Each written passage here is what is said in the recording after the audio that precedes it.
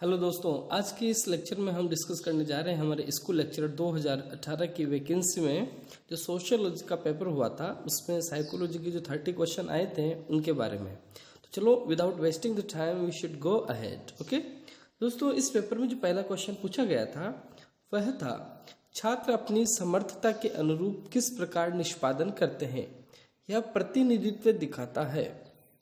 How are students performing relative to what they are capable of doing? तो ध्यान देना दोस्तों कि छात्र अपनी समर्थता के अनुरूप किस प्रकार से निष्पादन करते हैं। तो इसमें किस प्रकार का प्रतिनिधित्व या रिप्रेजेंटेशन दिखती है। जब हम इस क्वेश्चन की बात करते हैं तो इसमें समर्थता की जब बात आ जाती है तो समर्थता हमेशा क्षमता को डिनोट करती है। तो क्षमता संदर्भ में अगर हम बात करें नेक्स्ट क्वेश्चन की कि छात्र क्या कर सकते हैं और क्या नहीं कर सकते हैं, यह प्रतिनिधित्व दिखता है। तो यह प्रतिनिधित्व किस चीज से दिखता है कि ability referenced, growth referenced, norm referenced and criterion referenced. तो ध्यान देना छात्र क्या कर सकते हैं। तो क्या कर सकते हैं, अब आपके ऊपर भी बात आए कि आप क्या कर सकते हो। तो आप जो कुछ भी कर सकते हो that depends on your ability और कैपेसिटी। सो क्षमता संदर्भ में, तो दोनों का आंसर क्षमता संदर्भ में है दोस्तों। अगर हम नेक्स्ट क्वेश्चन की बात करें, निम्नलिखित में से क्या आकलन की रूपरेखा का एक तत्व नहीं है। Which one of the following is not a component of the assessment framework. तो यहाँ पर ध्यान देना, 3 तो आकलन रूपरेखा के तत्व हैं और एक नहीं है।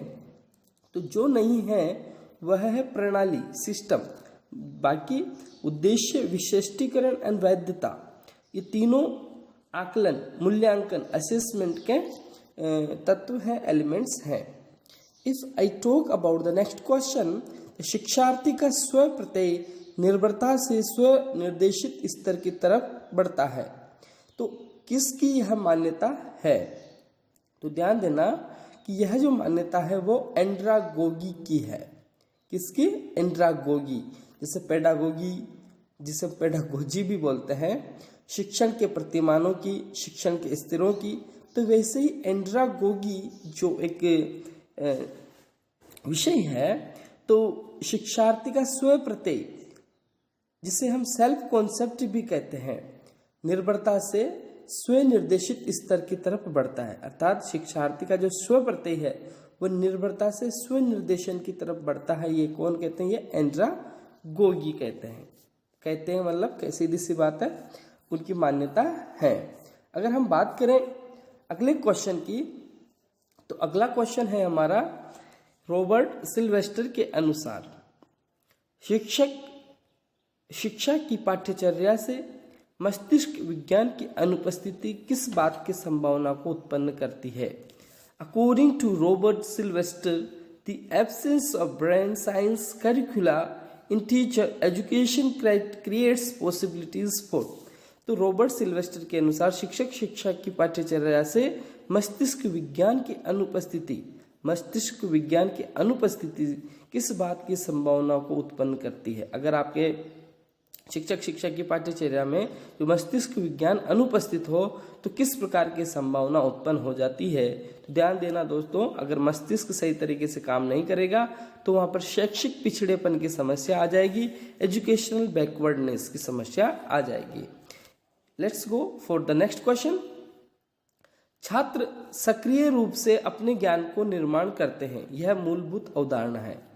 छात्र सक्रिय रूप से अपने ज्ञान का निर्माण करते हैं, तो यह मूलभूत अवधारणा किसकी है? ध्यान देना, यह रचनात्मक उपागम या कंस्ट्रक्टिविस्ट अप्रोच की अवधारणा है। नेक्स्ट क्वेश्चन है खुद की विचार प्रक्रिया पर सजगता तथा समझ है।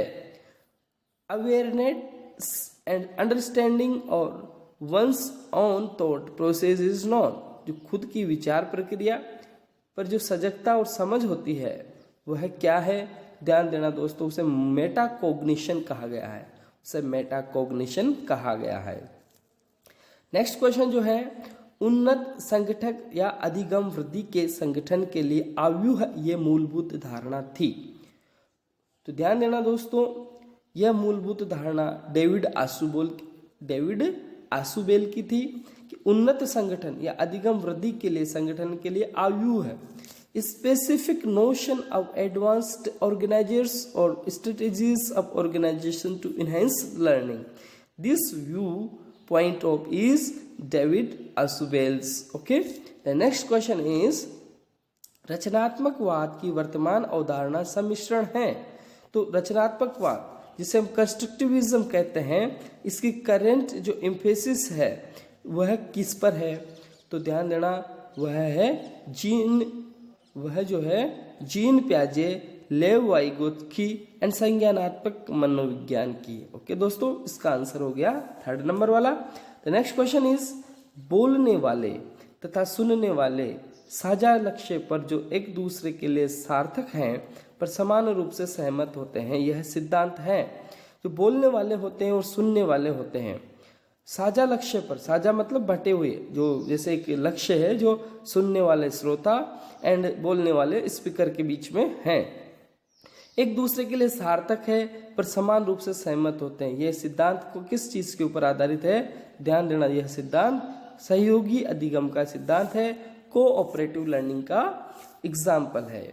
अगर हम बात करें अगले क्वेश्चन की, भावनात्मक विकास को किसके संदर्भ में बेहतर समझा जा सकता है? भावनात्मक जो विकास होता है उसको किस संदर्भ में? तो ध्यान देना, भावनात्मक जो विकास है उसे बौद्धिक विकास या इंटेलेक्चुअल डेवलपमेंट की तरफ से बहुत अच्छी तरीके से हम समझ सकते हैं। अगर हम अगले क्वेश्चन की बात करें, MHRD के द्वारा इनमें से कौन वन स्टॉप एजुकेशन पोर्टल के रूप में विकसित किया गया है? MHRD जो सेंट्रल गवर्नमेंट का एजुकेशन डिपार्टमेंट होता है, जिसे हम ministry of human resource development के नाम से जानते हैं, तो निम्न में से कौन सा वन स्टॉप एजुकेशन पोर्टल के रूप में विकसित किया गया है? तो ध्यान देना, उसे साक्षात का नाम दिया गया है दोस्तों। किसका? साक्षात्कार। अगर हम अगले क्वेश्चन की बात करें, NROER, तो इसकी फुल फॉर्म क्या होगी? तो इसकी फुल फॉर्म होगी दोस्तों national repository open educational resources, national repository of open educational resources. Next question is ICT को परिभाषित किया गया है। मतलब अगर हम सीधे तरीके से ICT की परिभाषा की बात करें तो ICT का जो आंसर RPSC के द्वारा एक्सेप्ट किया गया वो था विभिन्न तकनीकी उपकरण तथा संसाधन के रूप में जिससे सूचनाओं का संप्रेषण, सृजन, प्रसार, संग्रहण तथा प्रबंधन किया जा सके। Diverse set of technological tools and resources to communicate and to create, disseminate, store and manage information. Okay दोस्तों, विभिन्न तकनीक उपकरण तथा संसाधनों के रूप में जिससे सूचनाओं का संप्रेषण, सृजन, प्रसार, संग्रहण तथा प्रबंधन किया जा सके उसे ICT कहते हैं। अगर हम बात करें नेक्स्ट क्वेश्चन की, तो निम्नलिखित में से कौन राष्ट्रीय पाठ्यचर्या रूपरेखा 2005 के पाठ्यचर्या निर्माण के 5 निर्देशक सिद्धांतों का हिस्सा नहीं है? तो 4 ऑप्शन है, इनमें से व्यवहारात्मक उपागम का समर्थन करना, प्रमोटिंग बिहेवियरिस्टिक अप्रोच, यह जो है ये 2005 की जो पाठ्यचर्या रूपरेखा थी उसका हिस्सा नहीं था।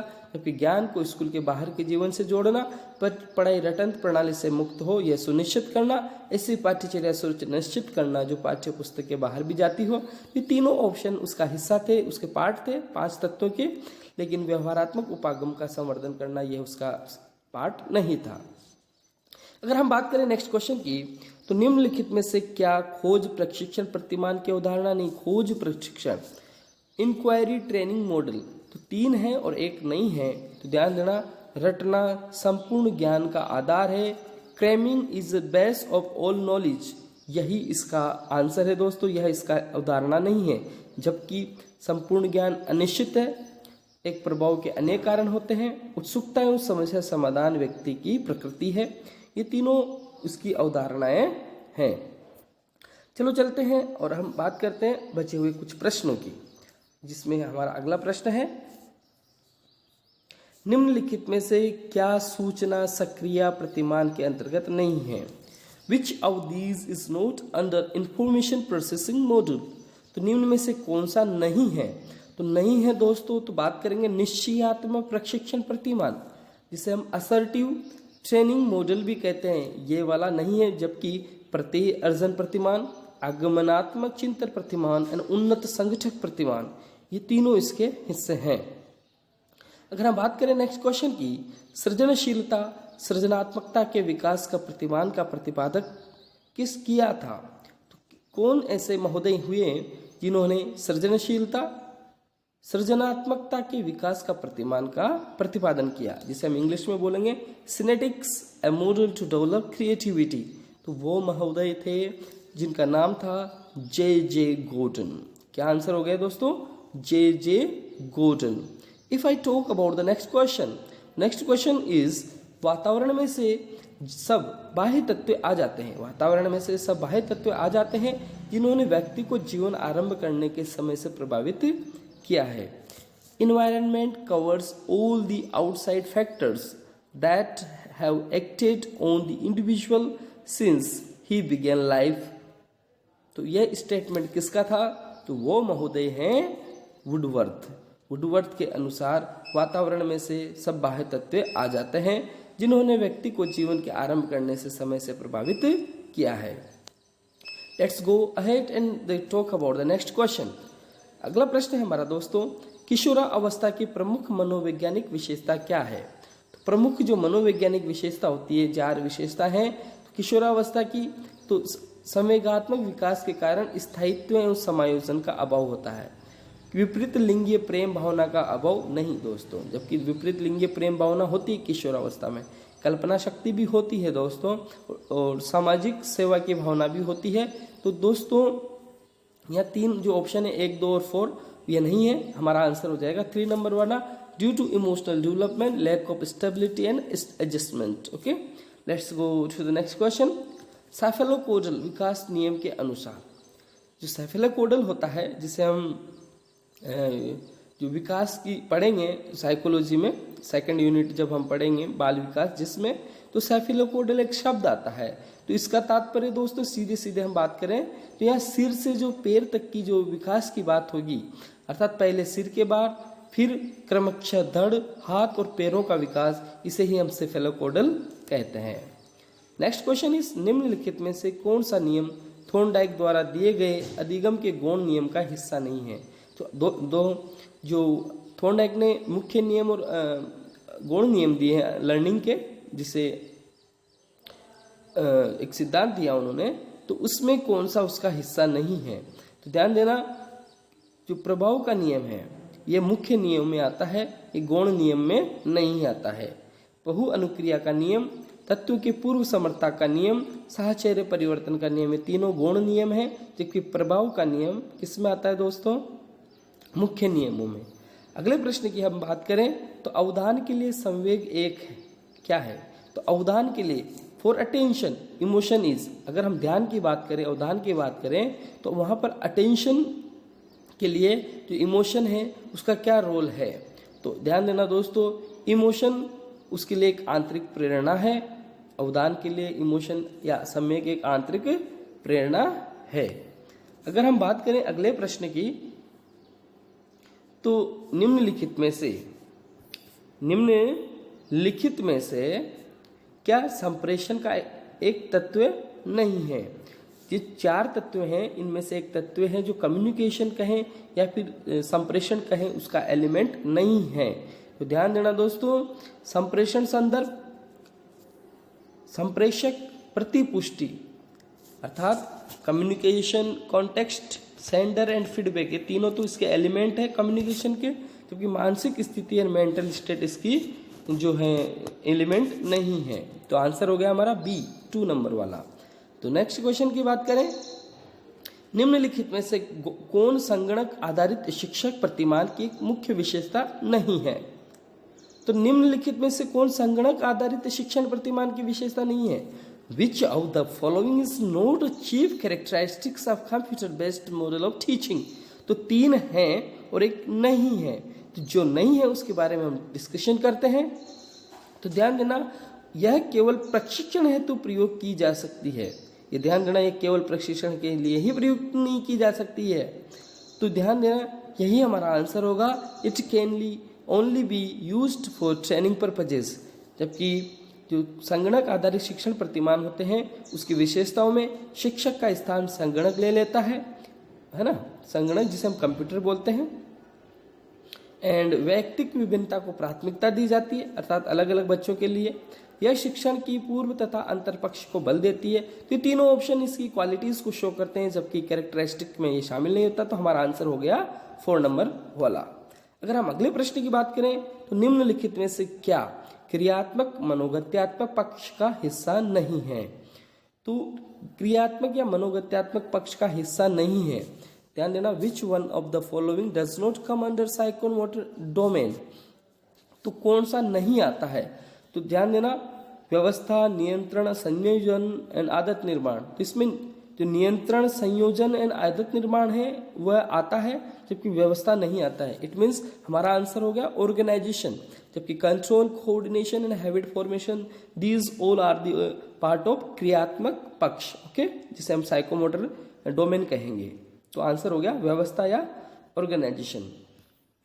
नेक्स्ट क्वेश्चन की बात करें तो ज्ञानात्मक, भावात्मक तथा क्रियात्मक उद्देश्य संपूर्णता में प्राप्त किए जा सकते हैं।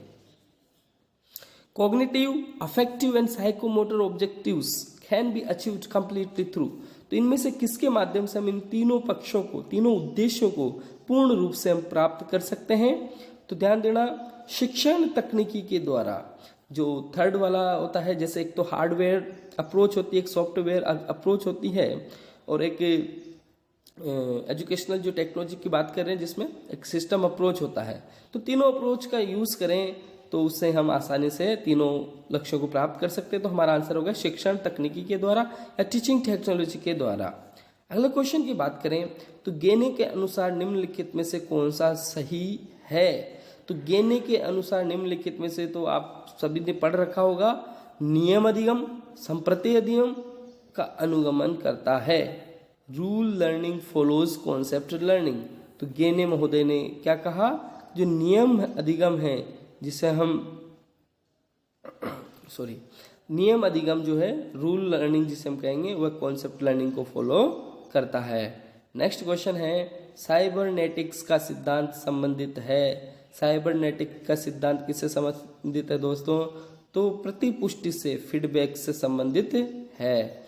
नेक्स्ट क्वेश्चन की बात करें तो प्रणाली मूल्यांकन के दौरान इनमें से क्या सार्थक नहीं है?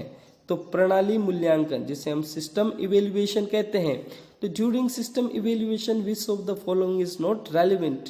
कौन सा सार्थक नहीं है, कौन सा रेलिवेंट नहीं है? तो ध्यान देना, वह कीमत है दोस्तों।